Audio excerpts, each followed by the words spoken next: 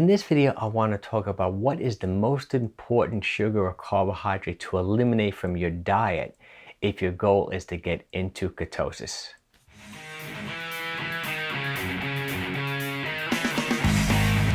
Hello everybody, my name is 𝙒𝘼𝙏𝙏 and I've been a fitness trainer and gym owner for over 25 years. And if this is your first time here and you really want to improve your fitness, health, and nutrition along with me, make sure you hit that subscribe button.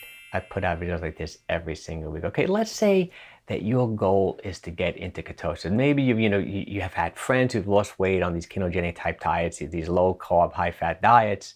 Maybe you've been experimenting with them. Maybe you bought those urine strips, that measures whether you measure those ketones, and you're saying, you're just not really getting into ketosis even though you're eating a low carb diet. What could the problem be? Okay, the problem most likely is you're still probably getting too much fructose in your diet. Okay, now carbohydrates are processed and stored differently in the body. Okay, there's something called muscle glycogen and there's something called liver glycogen. So for example, when you eat like starches and vegetables and tubers, like carbohydrates like that, those carbohydrates are pretty much, if you don't burn them when you're eating them, are going to be stored in the muscles in the form of muscle glycogen.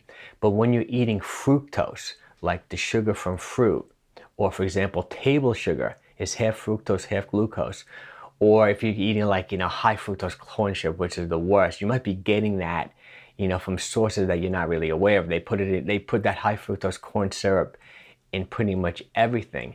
That could really keep you out of ketosis, even though you're eating a relatively, say, higher fat, lower carbohydrate diet. Okay, for example, the muscle glycogen, you can hold 1,000, 2,000 calories depending upon how big you are. A big 200-pound guy may be able to hold, say 2,000 calories of glycogen in his muscles, whereas maybe a petite woman, a 100-pound woman may be able to only hold maybe 1,000, 1,200 calories of glycogen in the muscles. But the liver can hold anywhere between, say, 50 to 100 grams, 200 to 400 calories.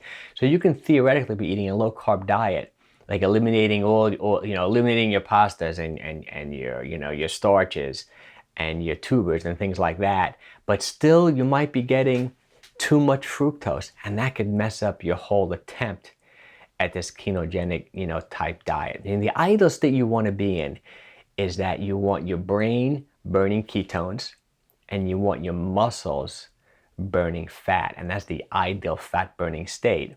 And a great way of doing that, if you're thinking about it, is through this ketogenic type diet. I personally like to follow a modified ketogenic diet. I eat a relatively low carb diet, but maybe my fat content is 50-60%, then I eat like maybe 20% protein, 20% carbs. I manipulate that macronutrient ratio from time to time.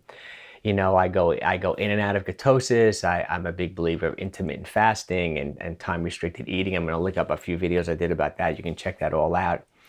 But if you're new to this ketogenic type diet, just make sure that you're also eliminating the fructose out of your diet. And also, when you're doing this ketogenic diet, this is not something you have to do for the rest of your life. Experiment with it. Try for a few weeks, see how you feel, see how you respond to it, okay? Well, I hope you enjoyed this video. If you did, make sure you give me a thumbs up. And once again, you remember, if you really want to improve your fitness, health, and nutrition along with me, hit that subscribe button. I put out videos like this every single week. Take care, everyone. Have a wonderful day.